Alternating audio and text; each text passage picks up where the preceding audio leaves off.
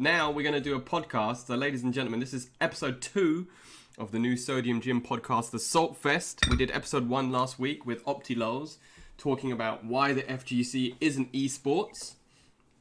Very, very interesting topic, and Brad had a lot of insight into it, so it's very interesting listening to him talk about that.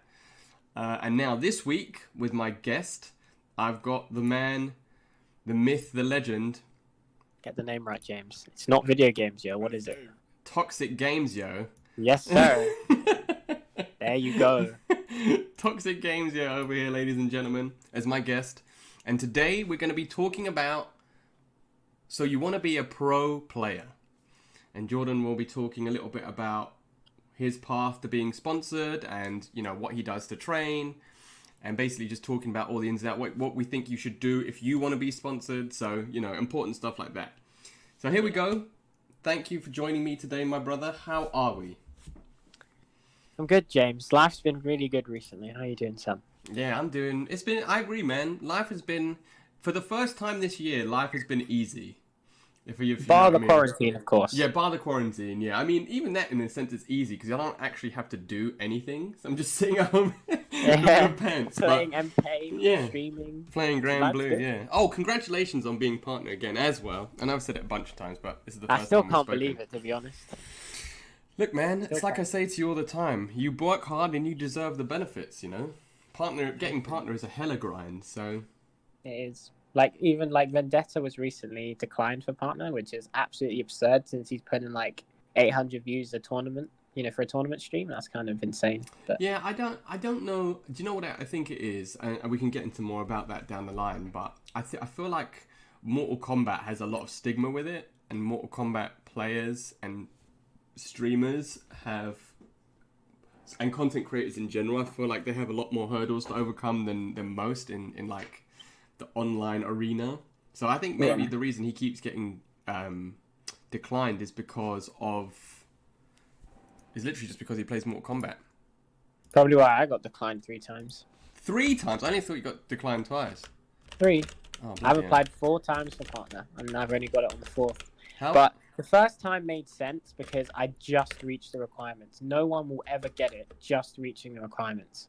They have to be consistent. As soon as you reach it and then you apply, you'll never get it. But then I'll say build your community. So I built my community. I got 1,000 more followers. Got declined again. Got 1,000 more followers the next time. Got declined again. Then I got sponsored. And then I started streaming more, different games. So Uncharted, Resident Evil, stuff like that. Yeah. And then I got partnered. And there's a Twitch staff member in my stream quite a lot called Auraline. So maybe she saw my stream and she was like, oh, his stream is pretty good. Oh, nice. Yeah, that probably... Because they do monitor your channel, when you're on the road to be partnered. So, yeah. Okay. Well, that's good. I'm just glad the grind paid off, mate. I mean, it had to eventually, right?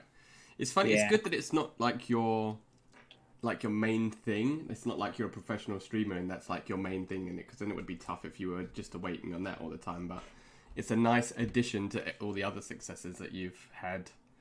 Yeah, it's really nice to have, to be honest. I still, when I type in chats and I see the tick next to my name, it's kind of that's me. That's never going to get old, man. Trust me. It really hard. And every time I go into Twitch chats now, people talk about it and I'm like, oh, stop. Please. Stop it. Well, yeah, like I said, you deserve it. But let's talk a little bit about the origin story of VGY, shall we? The origin of the man, the myth, the legend himself. Talk about how you got into fighting games and what made you want to actually start competing. Well, you're actually involved in this story, James. I think you know why. So, why did I start playing fighting games? So when I was young, our dad used to play lots of Tekken. We'd always used to watch him play Tekken 5, Tekken 5 Dark Resurrection, and Tekken 6, and we always used to watch. And me and Josh, you were just younglings, and we would just watch and be like, you know what? This game is sick. But we didn't know anything about fighting games. And then sometimes our dad would give us the controller once in a while and say, play for me. Just, And then, me and Josh were trash at the start. We would never win. But after a while, after he kept giving us the controller, we started, coming into our own and started getting decent at the game. So we're like, okay, maybe we want to learn this. So I remember Tekken 5 DR, our dad picked up King, which is why me and Josh are now King players. And me and Josh went, oh, we like King. Let's pick up King as well. And then we did like a whole day of practice mode. And then after that, when Tekken 6 came out, me and Josh actually started playing Tekken like for real against each other and against our dad. And we started beating our dad. We're like, oh, the evolution. Hold up. I remember the day I went on like a 10-win streak against him. He was livid. He probably wanted to kick me out of the house because I went on 10-win streak on his ass. With his own character, mind you, but still. So yeah, those are like...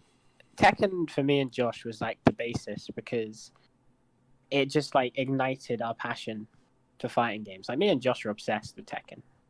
Josh more so than me, but yeah, Tekken is where I get a lot of my passion from. And I think, you know, growing up playing a game like Tekken, which is, you know, it's not that...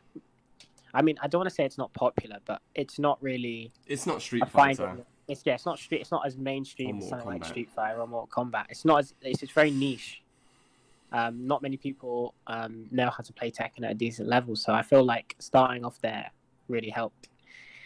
So yeah, we just grew up playing Tekken, and then, you know, we ended up getting our own consoles and stuff, and then we moved branched over to Street Fighter, and we played a lot of Street Fighter 4, and then MK, when MKX came out. I remember the day we got MKX.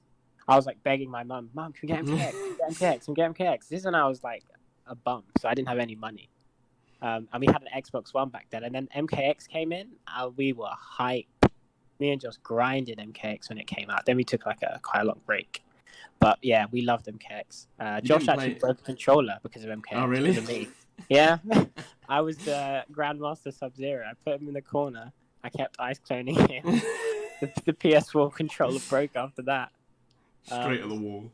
Yeah, but it was so fun. You won't want me to say that, but yeah. I think there's always brotherly rivalry though. It just happens. Always. But yeah, that's pretty much like why I started playing fighting games. Then what made me compete, you would know this. So everyone would used to find me online and be like, who is this guy playing Shao winning? This is Mortal Kombat 11 now, right? Yeah, MK11, by the way. Fast forward tons of years, about... By the way, I did play Injustice 2 and stuff, but not a competitive level. Like, I was just a ranked warrior. But MK11, early on, people would be like, who's this Videogamezyo guy? He's pretty good with Shao. And then I went into a couple of True Talent coughs. The classic. Gillikyoff. And True was like, well, you should, think about competing because you're actually really good at this game. And I was like, nah, I'm too nervous. Things would go wrong. I'm not that good. Maybe it's just online and stuff. Now, I'm very critical of myself. So then I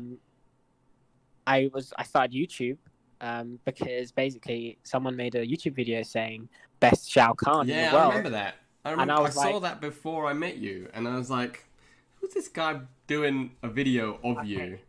I cannot express the joy that I felt when I clicked on that video and I saw my name. I was like, oh, really? There's no way. Because I was like, I play Shao. Hold on. It could be me. And then I click on the video. Lo and behold, it's me wearing my biscuit-ass skin from back then when I didn't have the purple skin. Yeah. But then on that video, I made a comment saying, this Shao's kind of nice, as a joke. I, like pretending it's not me. And then everyone's like, bro, that's you. And that comment got like 1.5k likes. And then people were like, you should upload gameplay. So I uploaded my first YouTube video of MK11 where I played Kano. Kano, really? Yeah, I played Kano and Collector in my first two videos. And then in my third video, I played Shao, and then my views started to... Yeah, because Shao is a low-tier legend, isn't he? So everyone loves watching Shao. I really want to play Shao in tournaments more, but he's just so trash. You're just... I mean, well, we can talk about that again in a bit as well. But yeah, he's trash. I'm a tangent. Yeah, no, I'm with you. Shao's garbage. But, so my YouTube blew up, and then I started on YouTube, and then I started streaming. This is before I started competing. But then Ryan, known as P&D Ketchup, saw one of my YouTube videos and he commented. He's like, I want to have a chat. So on Twitter, he's like, "There's this local Critical Combat. I've seen your gameplay. I think you're really solid, and I found out you're UK based. Why don't you go?" And he's like, I'm really nervous." And he's like, "No, don't worry about it. You'll be fine." So I turn up. I meet this bum that I'm talking with on the mic now, the Sodium Jim. Yeah, he is. First 2 round. ships passing. Yeah, first round, bopped him. Then It was he super goes on close some though. stupid winners run. He doesn't lose, and then he loses to Foxy and then me. But I got second in that tournament. That was my very, very first tournament. And then after that, it was versus fighting, or it was going to be. And then Ryan's like, "Are you going to versus fight?" I'm like, "Oh, I didn't know that was a thing." And I signed up. I got 7th. So I got both top 8s the first 2 tournaments I've entered. And pretty much history from there. Here we are now. I mean, Have I'm you a Twitch only? partner. You've only not made top 8 once, right? And that was at ECT. ECT, but yeah, I was an idiot at that event. Like, I could have picked. Well, I went all Shao. I'm an idiot. I should have picked Nightwolf. no. Firstly, you were doing it to prove a point, and secondly, that was you had not that I'm your publicist or anything, but you got back your boy. You had those massively like horrific travel issues as well. Don't you remember? You were just stuck. Yep, I had to sleep in Geneva's airport for a whole day. Yeah. So you know you didn't. I had turn up. McDonald's 4 times that day, James. 4. The woman must have been sick of me when I kept going in. It was She the must same have- girl that was serving me. I was like, "Oh, can I have a Big Mac?" And then I'd leave and eat it. And then about 5 hours later, I'd come back. Can I have another one? She was like, "Yeah." She even laughed because she knew I was just a bump. But I mean, for my first American event, I feel like 13th is pretty good. Yeah, running shell the whole way as well, and you lost to Samij, so it's not like you got It's Samij and Burrito, who are not bad by any stretch. Burrito. That Burrito's one was a heartbreak as well. You got Garrus right at the end. I got forward 2-2 crushing blowed. I was like, surely I'm not dead. You were hella dead. I remember watching it live and being like, "This man." I was like, "Oh, Jordan!" And as soon as you got hit by it, I was like, "Oh." It wasn't even like a half of a fraction of a second in my mind. I was like, I did a down 1 though. I pressed down 1. That's what you get for fighting top tier characters. I mean, well, top tier then. I think it's still This top was tier. pre-patch Garrus. Yeah, this is pre-patch Garrus. Yeah. He's still good now, but not top. No, He's now you good, have though. to think a little bit, just a little Exactly. bit. Not lots. He's not like Scarlet, but you do have to put a tiny bit of brain power. So, Exactly. So yeah, so you've had a super impressive run from like the early days. I mean, it's not even been a year, bro. It's literally not even been a year since Critical Combat, and in a year you've gone from being an online warrior to being a sponsored player. Arguably, I'm going to put it out there as well, arguably the best player in Europe right now. I'll say that. I don't think there's anybody who's Stop been... it. I don't think there's... I mean, who's... Funnily enough, it's you and your brother. I'd say it was you first and your brother second are the 2 most consistent players in Europe right now.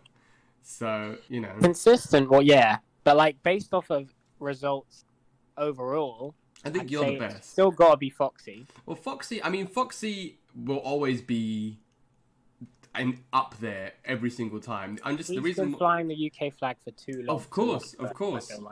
But I'm just saying, because he doesn't... I'm just saying, in all the things you've competed in recently, he hasn't... Because he's been playing a bunch of other stuff recently. I'm saying, at this current moment in time, if you were to look at, like, the last, say, 2 months of online European events, you've won every single one. So, that you've entered. So, you know... That is true. I didn't even actually think about that. Yeah, so... Every event I've entered... You've won. EU Convincingly based, as well. Convincingly. Yeah. So, you know, it's... UFA for MK11 last year. He is. Hey, how you doing, Remsa? Yes. I still have that trophy. It's my prize. It's in my tournament book. Oh, Remsa, you the guy on Twitter who won the prize? Have you got my friend request on Steam? Let me know if you have, because you weren't coming up on my friends list, so I couldn't gift you the thing. If that is you, James, do you play many games on PC apart from Grand Blue? I play all my games on PC. Because I got my new one. It just came, and I can actually play PC games now. Ooh, well, if you want... Actually, I don't know how that would work. I was going to say, if you want, we can play Mortal Kombat on PC, because it runs a million times better on PC. I want to see how well it runs because my PC actually is not a potato now, so I can actually run I can run Resident Evil now, which is like nice. amazing. So Right, surely I'll be able to run MK. There's no way. Because I literally only use my PlayStation to play Mortal Kombat with you. Every other game I play on my PC. So. Oh, okay. Yeah, PC is. I mean, I really want to get used to aiming with a mouse. That's why I want to play it more. Because my mouse aiming is ass. Oh, it is tough, man. I played one game of the Valorant beta, and I was like, You feel like you have no thumbs. No, that's how honestly. Bad it is. Even though I've been playing shooting games almost my whole life, I was just like, oh, so this is my life now. So this is what it feels like going back to the bottom of the barrel. It's the only time I felt like a true boomer when I'm playing all these like Twitch kids. I was playing Resistance the other day, and my team were just zooming through. I was like at the start figuring out how to run because I couldn't like put my hand on Shift and W at the same time. So I was like, okay, this is gonna be practice. Exactly. Yeah, Valorant is a very sweaty beta, but we can talk about that separately as well.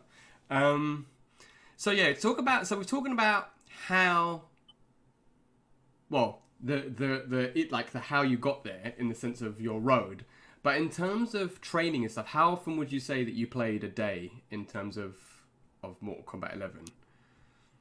Okay, bit of a tangent, but can we just appreciate this clean katana on screen? I don't know who it is, but can we just appreciate how good they are with this skin as well? Anyway, sorry, that ass as well that she just whiffed. But so this may come as a surprise to most people, but I don't actually lab ever. Like I don't. Wait, is that just now, or is that at the start when you were learning how to play? What was No. it? Oh. Didn't even lab then. The only thing I've ever labbed for an extended period of time is throw teching. And I did it by putting myself against Kano, because his grab is kind of hard to see because it's one arm. And I literally just practiced reacting to the throw, so letting go of block as he threw. And then it would be, okay, where am I in respect to the corner? That I tech based on corner positioning or an opponent's tendencies. If they back throw me a lot, I'll tech back a lot. Or if they've got a crushing blow that tends to go to one side, I'll tech that one so they don't get the crushing blow. Stuff like that. Yeah. But like labbing wise, I barely lab. Like I feel like learning in the field is more useful because, in a game, you're gonna die if you don't do it correctly. Yeah. So I feel like there's much more pressure on you. Like for example, Cetrion's wall, the flawless block gap in that, I didn't lab that.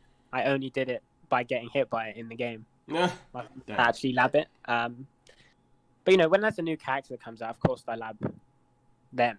But for the most part, I don't really lab. I literally, people are not going to like this, but the way I practice is playing Combat League. That's literally it. It's there for a reason, right? Combat League makes you play at your worst, if that makes sense. So if you can it prevents you from getting cheesed because Combat League is literally blue cheese. It's moldy old cheese. Yeah. That's what it is. And I feel like it protects your game. It like fills the gaps that for example, if you're against some random Billy Bob 19 in tournament and he does random stuff for Sindel. Oh wait, I've already played like 50 random Sindels in Combat League. I know how to deal with this. And I think the best thing is it helps you deal with first to two environment because tournaments are currently first to two. So I think that, if you can't, dealing with first to two is a very important skill because I feel like you have no time to adapt to first to two. You literally have one game. If you don't adapt to that one game, you're toast. And if you're against a sub instead of Winter, GG. If you're against if Terminator, GG. If you're against a random Sindel, GG. Like, you just have to hold that. Exactly. Combat League. Imagine losing to a Terminator forward to Fatal Blow in tournament. I cannot imagine how heartbreaking that must be. I've not felt it yet, but I will. Well, I'm surprised I've not fought a Terminator. I was just about to say, apart from Omega K, nobody really plays Terminator anymore. And Bio. Yeah, but I guess actually you played Bio quite a lot, but he's more of a Kano. He's been on that Kano. Yeah, I mean he picked Armored Terminator, so that's it worse.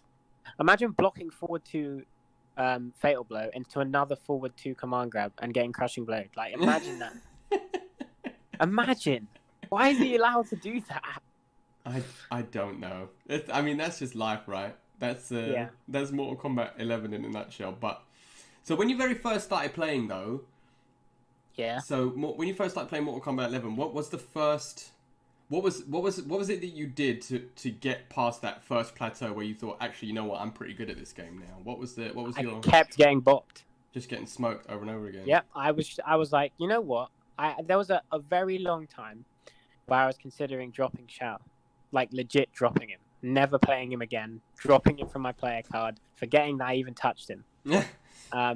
Thank God I got the premium edition, so I didn't pay for him separately, but I was like, yeah, I need to drop him, but I'm not a quitter. So I was Hell like, no. you know what? I'm going to make this bum work, even if he is trash. Because I thought it was just me at the start. I thought Kano was top tier at the start. That's how you know I was an idiot. Well, I mean, But, nobody knew, so we can't. Yeah, nobody knew. Yeah, I thought I just sucked, because I thought command grab was like the most broken move in the game, because if they got up into command grab, it was inescapable. Little did I know, up threes existed, ducking existed, wake up buttons existed. So, you know, I wasn't the smartest player. The classic sport Raiden is S tier until somebody actually tries to do something. Exactly. I mean, Truth and Light just won a tournament, so yeah. No. But we won't talk about that. It doesn't matter how cheesy the grand finals was. Truth and Light still won against the Cetron, so yeah. Anyway, so I feel like the way I got better is I just persevered. You know, I kept losing, and I was like, okay, how am I going to make this work? So I developed it's kind of a meme. It took me ages to realize standing one down four. Yeah. Even though it's like the simplest strategy ever. But when I found that, and I found that I could base my offense off stand one down four and sweep, I started, seeing results. Then I started beating like pro players. I remember me and NK did a first to 10, and I got 5 games off his Lou with my Shao. Yeah. I played Dio, and I beat him. I remember when you beat Dio. Yeah, I played Forever King. That's when Dio kind of started to know who I was. I think he followed me on Twitter that day. But yeah, I started getting a lot of recognition because people recognized my name. And then obviously I started streaming, and I went to tournaments and I got sponsored, and then now most people know me. But yeah, I think the trick to get better for anyone who wants to, or to like dip your foot into the pond of competitive, is just keep trying. Don't feel like you're ever going to plateau, because I don't feel like I'm ever going to plateau. My mindset is, as long as I keep practicing, I'll get better. As long as I keep grinding, I'll get better. There is not going to be a point where I'm just going to be like, I cannot get better anymore. That was my next question, actually. So maybe not necessarily in Mortal Kombat then, if you haven't encountered that issue yet. But all right, we can talk about hypothetically. Say you do reach that point where you're playing Mortal Kombat 11 and you're like, shit, I don't feel like I'm getting any better at this game. What is your tip? What is your process for when you think, oh, you know what, actually, I need to break over this plateau? Well, I feel like there's always new things being found in the game.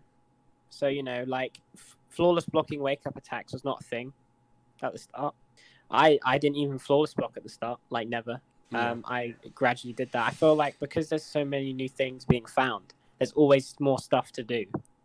And there's always more tech to learn. There's always more characters to lab in terms of matchups. I don't lab them, but I lab them in the game itself. So flawless block gaps, flawless blocking jump-ins after whiffed pokes, flawless blocking after strings that are like -6, -7 to turnstile, counter poking, poke backdash metas. Like, there's so much to learn. I don't feel like there's ever going to be a point where I'm like, okay, I have nothing else to learn. If I do get to that point, I'll be the best in the world, because surely if you have nothing else to learn in a game, you must be perfect at it.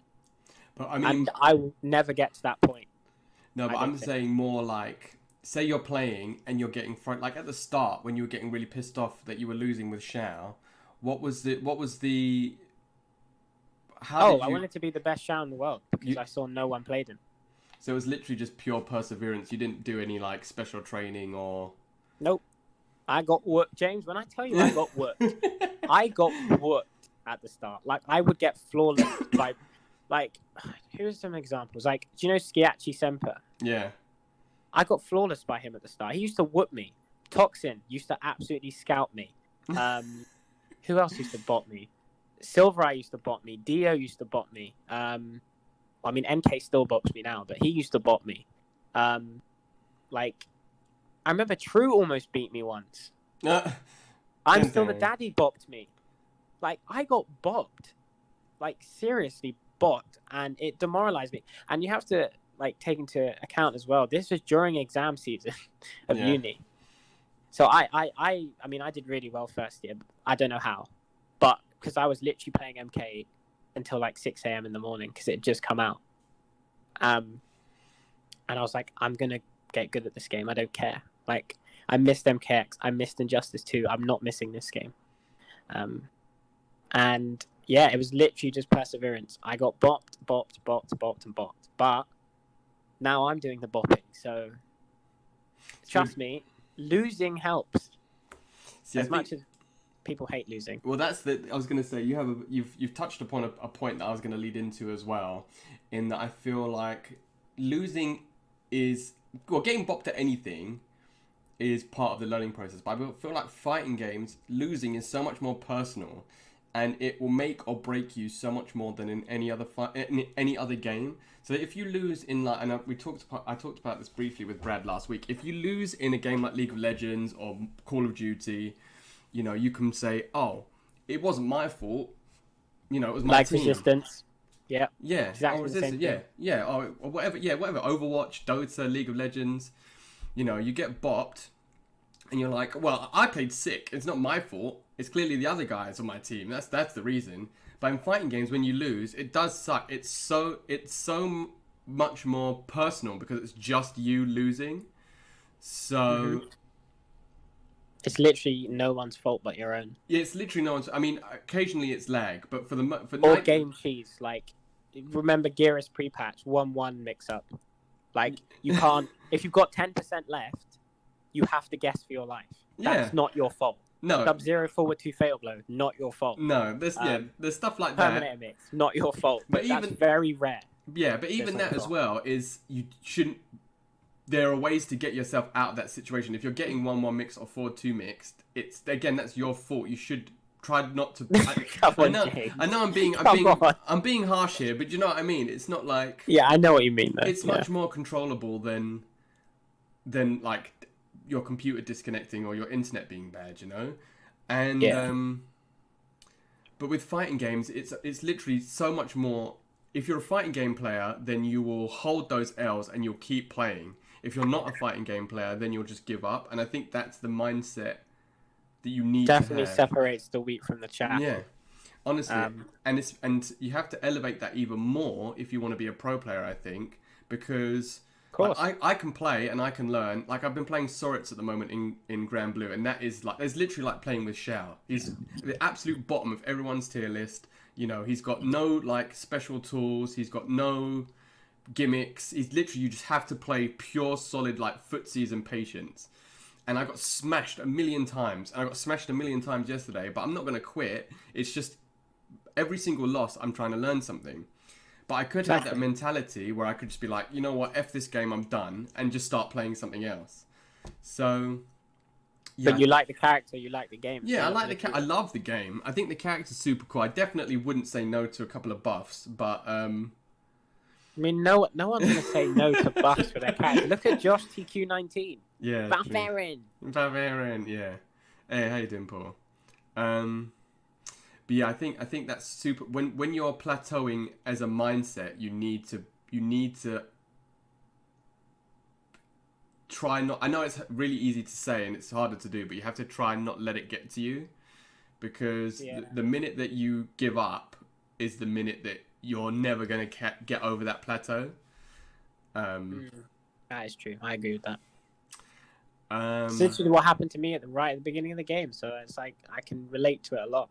And when people that I train with,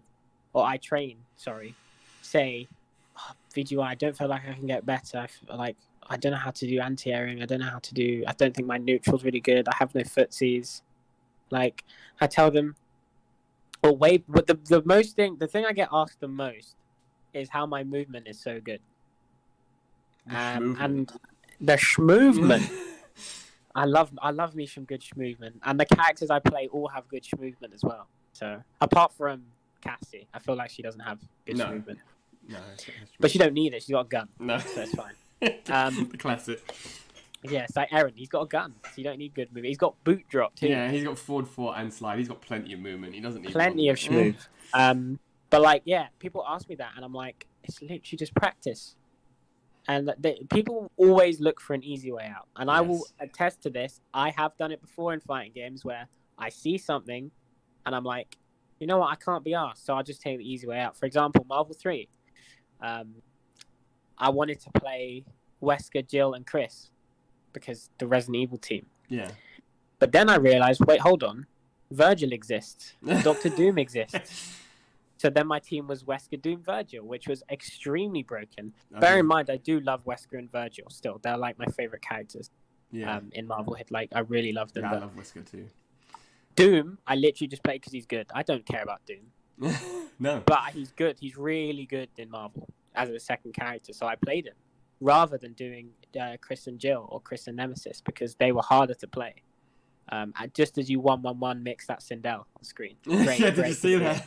I said that was perfect timing. Looking for the easy way out, guys. 1-1-1. Pre-pack. But yeah, I can, admit to this that I have done it, but I feel like, a good player won't do that. And people say a lot of like stuff regarding being carried. And then, what is this Sindel doing?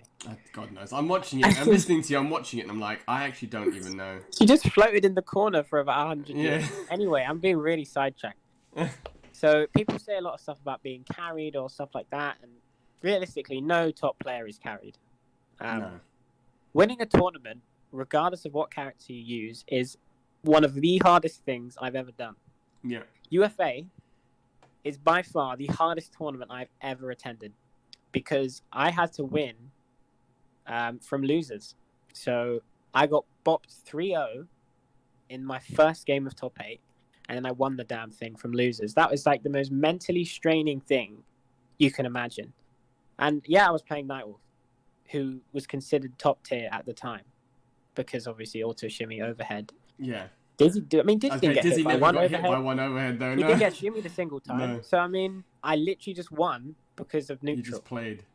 But there was always those people like, oh, you won because you're Nightwolf. Oh, then broke it down 3. Like, shut up. People love getting the cojones on Twitch. Yeah, they love it. They have massive cojones on Twitch. If they saw me on offline, they'd be, oh, VGY, hi, VGY. Oh, you do VGY. Like, stop. Like, anyone that's watching this, if people call you carried, right, they're stupid. It's just another OS. That's all it is. Yeah. Okay? Like, no matter what character do you play, the only, way I'd say you're carried is if you literally are a bum with every single other character and you can only do something with a good character. But even then, it's rare. I feel like... Not at the absolute top level. You can't be carried at top level. You can't. Like, people that say, oh, Ninja's carried. That is the most stupid thing I've ever heard. How is Ninja carried? Please tell me how he's carried. Have you seen this boy's neutral? Have you seen it? Flawless blocks literally every button. He's a Tekken player, for goodness sake, so you know he ain't carried. Yeah. I'm definitely not biased, and I say that. I am. Tekken is the one, man. And me and Josh literally have neutral because of Tekken. That's why we have neutral. If you start from Tekken, you have neutral. That's just how it works. Yeah. But you can't be carried at a top level. And whoever says that is just looking for another OS. Yeah, he's carried by flawless block. Yeah. Lad, we will always remember the Dio forward 4 into parry 60% combo. We remember that. Dio will always be in our thoughts. Dio's Geras. Long lost, but never forgotten. But yeah, I've gone on a massive tangent, but what was the original question you even asked? We're talking about plateauing, but that's another thing as well. So one thing I've learned, and we can go into it because I wanted to bring up all the toxic games, memes. Lol. because one of the things that's important, I think, is super important. I say this to all the young players. I said it to Regan. I said it to Sonic Ninja. I've said it to all the top like young players. I've said to them, you have to have you have to start streaming. Basically, I think you have to have such a strong social media presence, in terms of if you want to be sponsored. So let's go into that first. In terms of sponsorship, what is it? I mean, without giving too much away, if you don't have to, what is it that, if any, that the sponsor said to you that they were looking? Why did they choose you? Do you know? Have you ever had any insight into that? Well, other than you being sick, obviously. I've had quite a few offers, a lot of different places. A lot of UK people have offered, and they basically just said that they see a lot of potential in me and that they are wanting to break into the fighting games scene, specifically MK. Mm-hmm. And I'm like really good, and I'm from the UK, so they were like, okay, let's chat, let's see if we can get you sponsored. But then, so after Celtic Throwdown, You came full. actually no, a bit before. So after Versus Fighting, I was contacted by Nips, and he said, "Oh, I really like, you're pretty good at this game, and you're young. I see a lot of potential in you." And he's like, okay, so you've got Celtic Throwdown up next. Let's see how you do, and then we'll talk after that. Lo and behold, my breakout performance was at Celtic. I got 4th, beating some legends: Hayate, Foxy, Bio, White Black. I beat all those people. Derpy.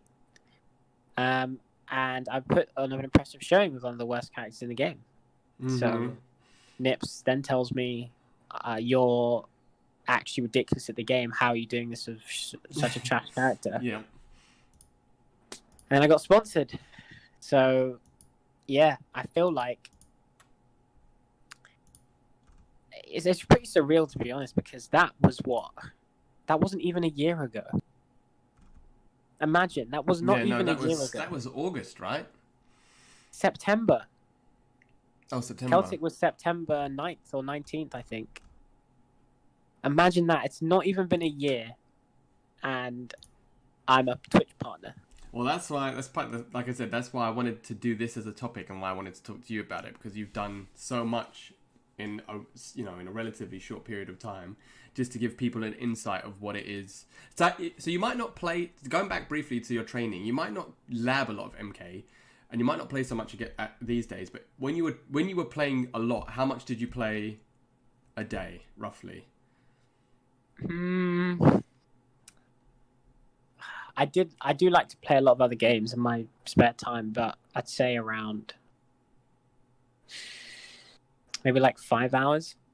Okay, so 5 hours a day just playing Combat League, or sets, or casuals too. I played quite a bit back in the day because I didn't care about my record. Now I care about it too much. Back then I didn't give a damn because back then I had the record like 100 to 100. Like my record was not good, but now I just rarely lose. Not to flex, but I just don't lose now. Going back briefly again, what was there one defining moment where you realized, oh shit, I'm good now? What was the when people kept telling me I was a god. I was like, well, hold on, it must be true, because I kept downplaying myself. I was like, no, I'm not this good. I'm not going to go to online tournament. But then I kept joining Choose Koth, and I kept bopping fools with Shao. And then they're like, hold up, isn't Shao trash? And then this guy's winning. And then obviously Jake and Ryan called me godlike, and then. So it wasn't one like key moment where you were like, this all makes sense now. It was more just. It was like an accumulation of people calling me godlike, and I was eventually like, okay, maybe they're right. So then I went to my first local and got 2nd place. Okay. So, and then I went to Versus Fighting, and then I went to Celtic, and then I went to all these other tournaments I've been to.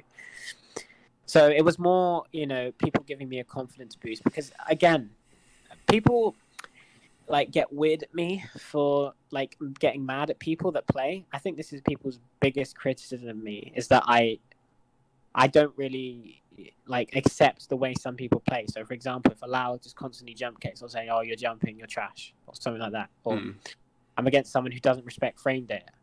This is just me being overcritical of myself, not being able to counter that when it happens to me, which is why I play so much Combat League, because it helps me counter that. But people don't like that. But it's just because I'm way too critical of myself.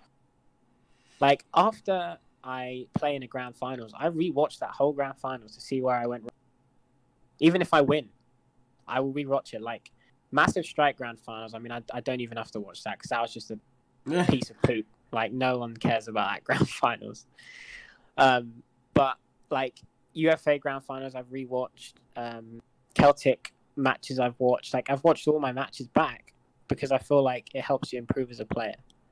And as you say, the moment, the defining moment that you thought I thought I was good was when I think I learned the distinction of casual and pro player, so that I learned, okay, I'm gonna have to be more critical of myself to get better. Because you can always just play a game and not think about decisions you made, or why you did this, or how you can counter this better. Like, that is the mindset of a pro player. Yeah.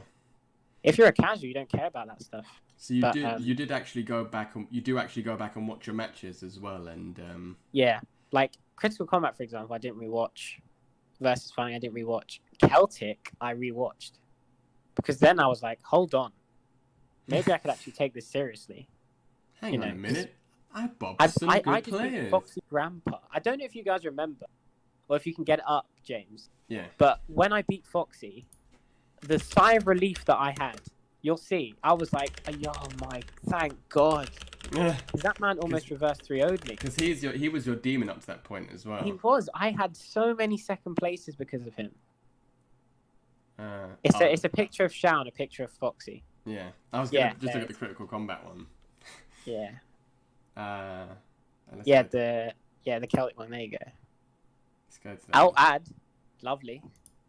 Always. Yeah, just look at my sigh of relief as I win the set.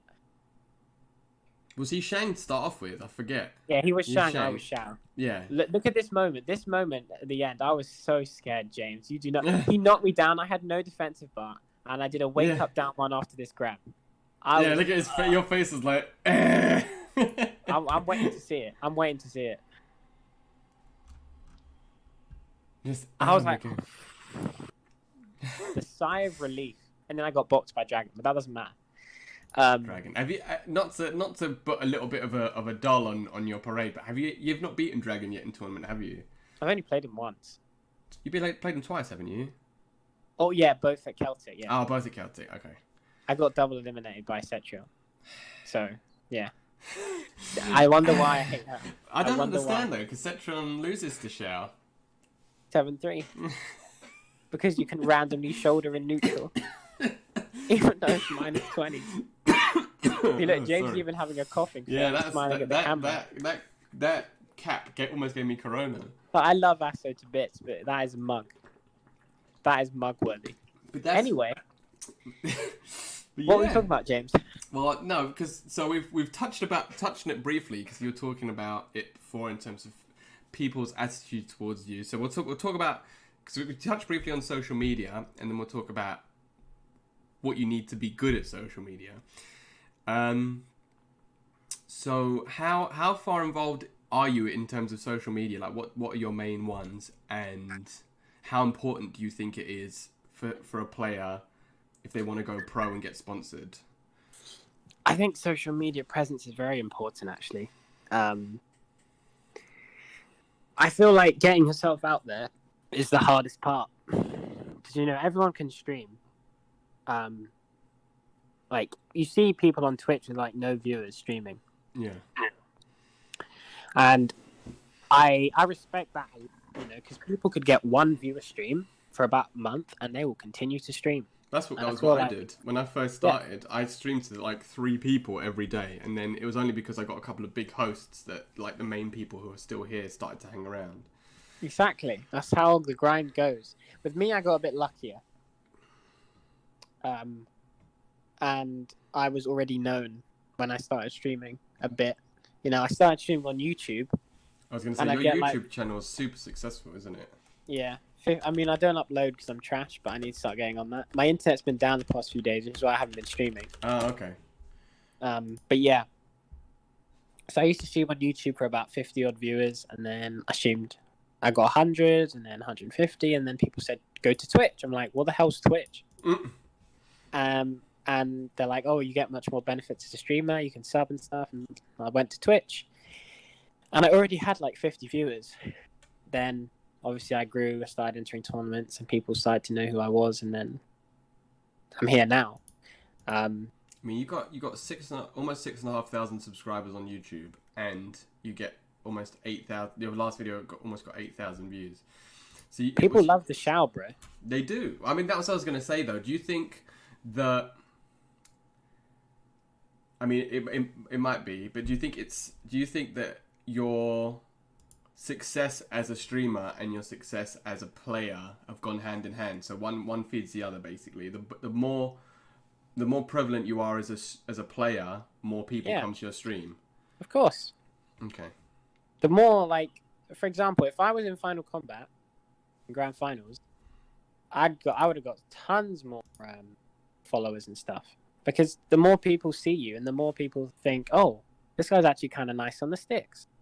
People will come and like watch you and then be like, you know, it's one thing to get people to watch you, and it's another to make them stay watching you. You know, like people, for example, when I streamed Sindel on release, I had 1,000 viewers that day. Yeah, I don't get 1,000 viewers every stream, so you know I had to convince some people to stay, which is why, you know, I have some regulars on stream. You know, like obviously my friends, of course, but there are people that I'm not close with that constantly come. You know, like Muffin, Legacy of Storm, Zia Ben, you know, all these people that I remember off the top of my head. I'm not friends with them, but I know them because they come so often. Lag, the bum. Yeah. You know? You mean you don't know them in real life? You've not interacted with them outside. I don't know them, but like I know them because they support me so much. Yeah. And I feel like that's one of the best feelings as a streamer, is to gradually build your audience and have people that just constantly come because they want to support you. You know, I feel like that's like the most rewarding thing you can have. And as I say that, I just turn my head to see that I'm fighting Sikander. Yeah.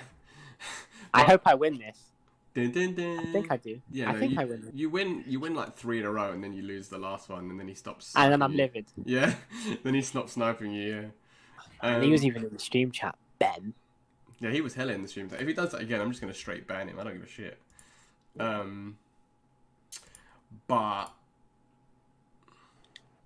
yeah, sorry, we're talking about social media. So yeah, you've just seen. I think, to be honest with you, you would probably have quite a big stream presence anyway because of your YouTube and the way that you play anyway. And I wouldn't, and because these days there's not a lot of, I feel like a lot of Mortal Kombat streamers, including myself, are getting a bit tired playing the game every single day. There's not many people who stream it as consistently at a high level, because even when every now and again I'll check on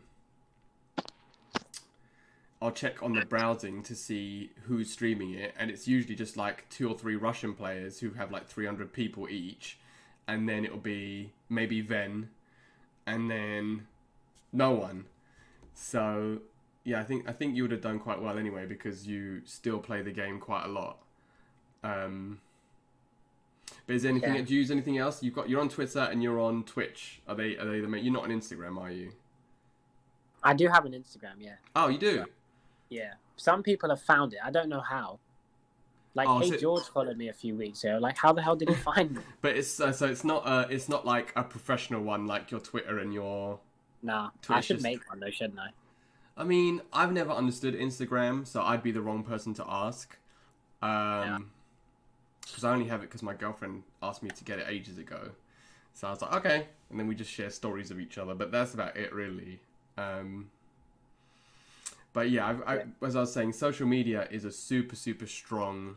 I think it's a super strong skill to have, because I think it shows your marketability as well. I know that sounds strange, but if you're sponsors ultimately, they're not sponsoring you because they're your mates. They're sponsoring you as an investment. So they want to see that you're going to be able to carry their brand successfully to a wide audience. So if you're on social media like Twitch and on Twitter and you've already got a wide audience and you're already conveying your own stuff successfully, then it shows that, you know, you're capable of doing that potentially for a bigger organization. Exactly. But then in relation to social media, which we're talking about, and you can probably say this as well, one thing that people always ask me when they're like, so what's one of the key skills you need to be a streamer? And I say, you need to be thick-skinned. So, you do. How would you say that your not the interaction with people necessarily, but how would you say that your people's perception of you has changed the more popular that you've gotten since you've become sponsored, etc.? I don't think it has really changed, really. Like, it's been the same pretty much the whole time. It's just that people, right from the beginning, said I was cocky and arrogant because, you know, my commentary, I do 888A and stuff. I'm kind of like flamboyant when I'm playing. You know, I make a lot of sounds. I say, unhand me, you bum, stuff like that. Like, they think I'm arrogant because of that. But, I mean, if you know me, you know I'm literally the least arrogant person in the world. I downplay myself too much, if anything. But I believe that that's the way you get better. You have to downplay yourself. Because if you're constantly saying, I'm a god, I'm this, I'm the best, you know, you're not going to really be in that mindset of getting better. As I get mixed by Sikandar there. Yeah, I just saw that. That's horrific. Again, not my fault, but we won't talk about that. But yeah, I feel like just as you get more popular, you're just going to get haters, aren't you? Like, that's just how it goes. Like, you're never going to... There are people that hate Gur. Like, imagine that. Yeah. Imagine. Gur is literally the nicest human being on the face of the planet, and people hate him. So there's always going to be haters. But I feel like the opinion of me has largely remained unchanged. Because I try and be as genuine as possible. You know, I don't try and be fake.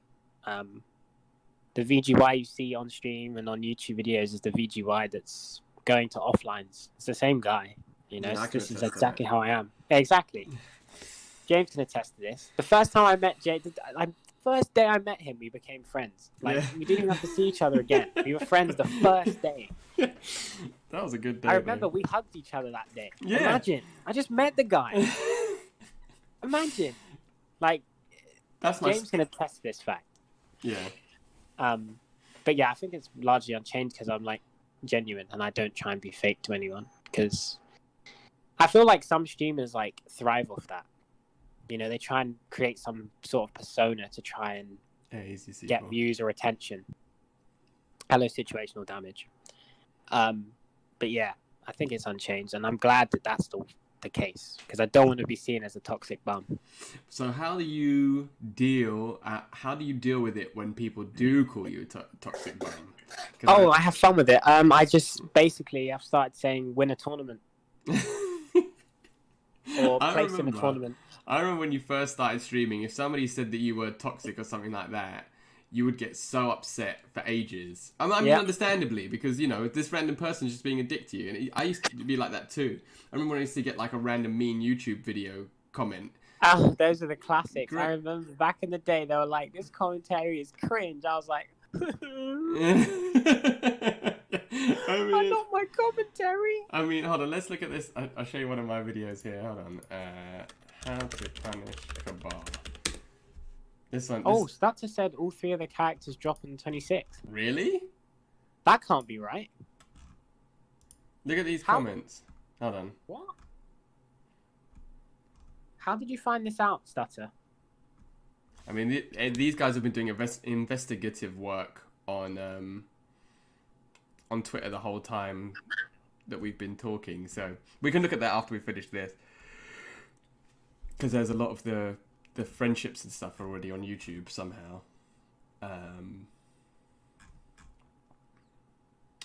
But yeah, I think you definitely have to be thick-skinned if you want to. You just literally just have to, like, they're stupid. Trolls are stupid people. They don't know what they're talking.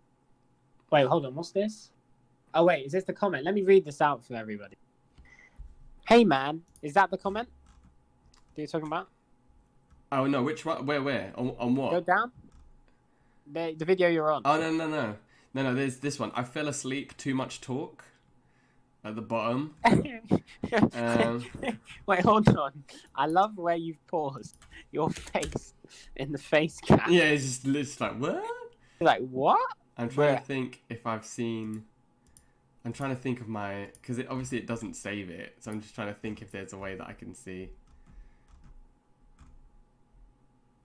I'm watching your videos and thinking, but this series called Punishing, so you try and punish people when they're unsafe, but you can't punish. Yeah, I was like, I love how that's the only comment you've not liked. because I didn't know what to say to him. You evil man.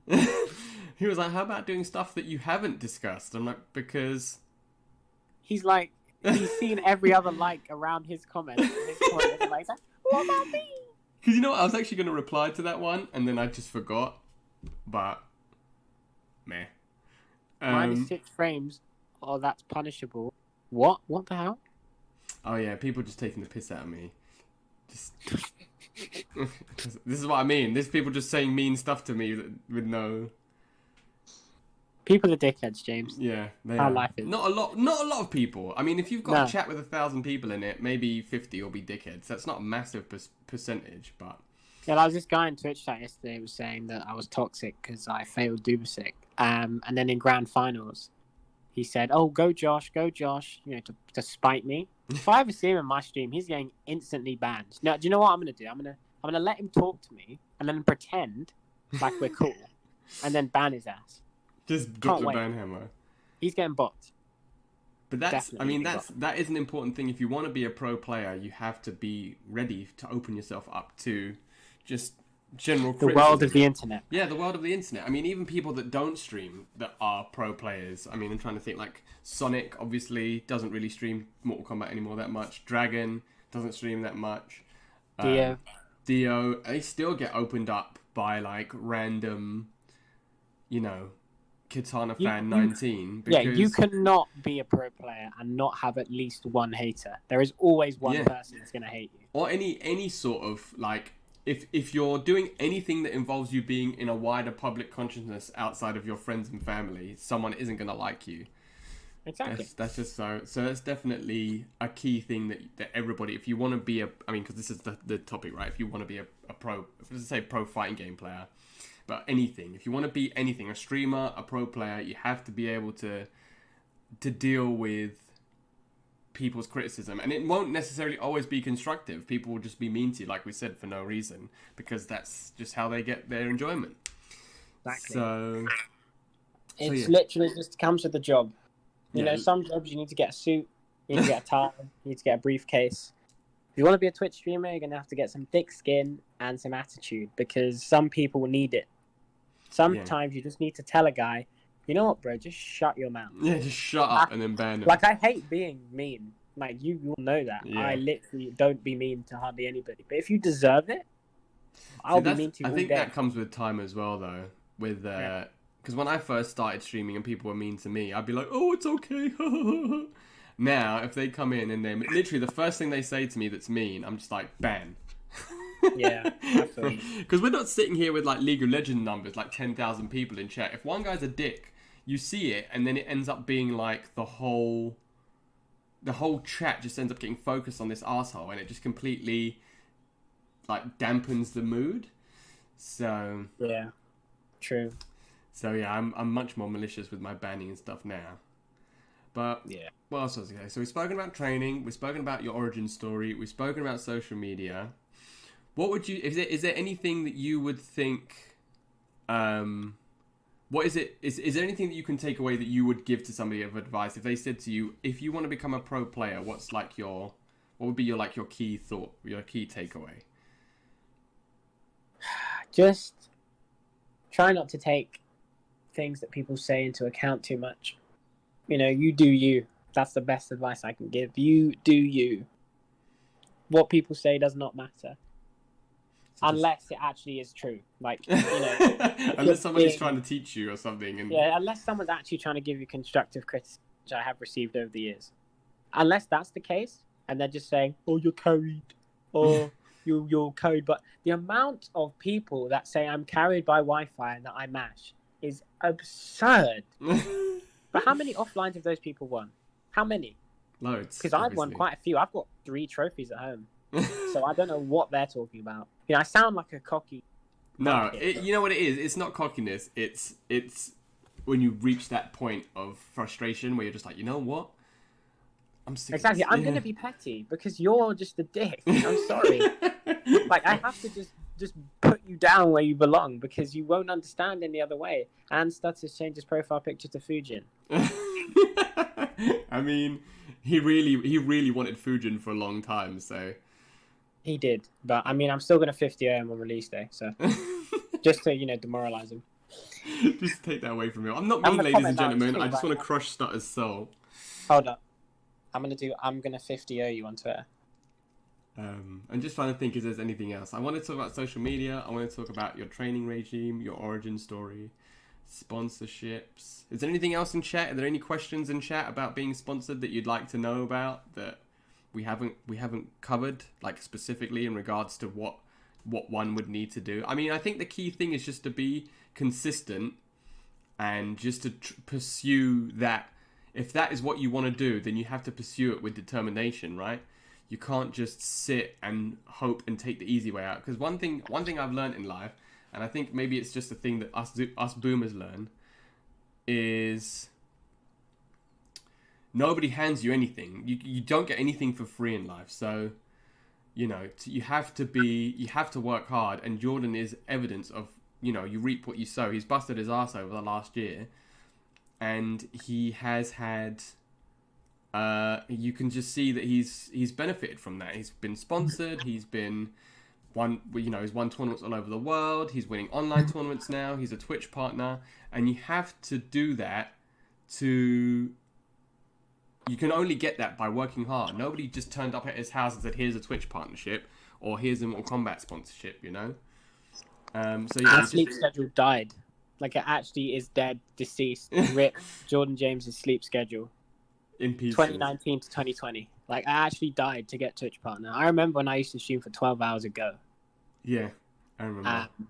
And that was me trying to get my viewer average up, and it Streaming did go Batman. up. Exactly, that's what people used to call me, streaming Batman. And no, Statty, you're not. I'm literally gonna ruin your hope. Like I'm gonna just suck it from your life. No hope. Do you think that you can have a bad sponsor, and if there is a bad sponsor, what do you think makes them bad? I feel like a sponsor that doesn't really do what, help you out. Like, I'm very fortunate to have one of the best sponsors around, I feel.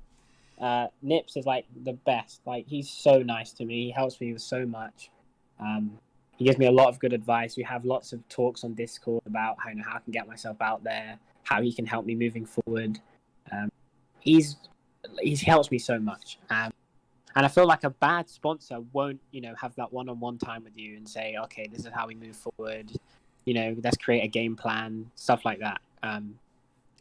Which is why I was skeptical of, Josh getting sponsored, because I don't want him to fall into a trap where it's like, because like when I was getting offered sponsored, Rise. When I was getting offered sponsors for the first time, I was like, oh, sponsor. And I wasn't really looking at stuff, reading the fine print. But now I'm like very selective of what I choose. I don't plan on leaving CGO anytime soon, but it's just too good. Well, that's the main advice. I mean, when you see people like Ultra David and stuff, because he goes through player contracts all the time and he talks about He's who I go to. Oh, really? I send him my contracts, yeah. Oh. He reads mine. Well, there you go. Because I know he's a trusted source. Plus, he likes my show, so we're good there. That's really cool. But I think that's the key though. Is a good sponsor will look out for you, but a bad sponsor only will look out for themselves and just how they can gain from you performing well at events, or you doing well at something, or you streaming, for example. If you put the Rise thing, I'm not saying Rise do this. I'm not going to say Rise, that'll seem sus. I think Rise is a good sponsor. They look like they're going to support Josh very well, which is good. But let's say sponsor X, they have a logo that you put on a stream. they're just going to be like, okay, how much exposure can we get? How many clicks can we get from this person showing our logo on stream?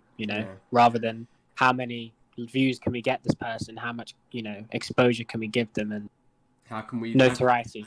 How can we make it synonymous? So improving your brand will improve their brand. If a sponsor just pays for travel to tournaments, would that still be good? Yeah, I think so. I think if, because that would still be them looking out for you, right? So if they're willing to pay for your hotel and your, as long as it's not like a rip-off, like they pay for your hotel and your accommodation, and then you have to give them all of your winnings and pay them, then that's not a good trade-off. But if they're doing something that they can actually do to benefit you without there being a caveat, I think that makes them a good sponsor. But you have to be careful as well, because I think another thing that makes a bad sponsor, like that, do you remember that stuff with Illusion, where they? Oh my God! Do you know they reached out to Josh as well? I was like, you block them now. Do not even consider it. I mean, reputation precedes them, but you can just see the way that they carry themselves. Because again, social media works both ways. It's almost like a job interview, right? When you go to a job interview, and some people say to me they get nervous all the time, I say, look, it's an interview for both of you. It's not just an interview for you for the job. If you go in there and you don't like the vibe, you don't like the people, you don't like the atmosphere, then even if they give you the job, you don't have to take it, right? So the way that it's the same thing in terms of sponsorship and social media. You're sponsoring them. Sorry, they're sponsoring you. They're going to have your name attached to you when you stream and stuff. But also, they're going to be representing you. So you have to be careful when you attach your name to things, because you could just for argument's sake, say CGL, like you've got this thing now and they're really good and they're doing really well. Let me use sponsor X. So you're talking about sponsor X, right? If they then decide to go on Twitter and start cussing people's mums, you don't want to, even if they're going to say, oh, you know what, we'll pay for your flights and stuff, you have to be careful about how that makes me look. Yeah, how does that make you look? Because then someone will see sponsor X, VGY, on my name, and they'll be like, oh, wait, he's with sponsor X? Didn't they just do this? Yeah, exactly. And then if they go under, which usually they tend to, yeah, it does actually, yeah. Good team name.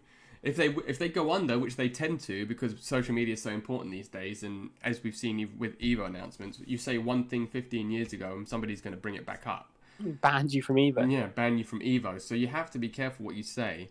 People on social media have very long memories, so they do. Sponsorships tend to go. People that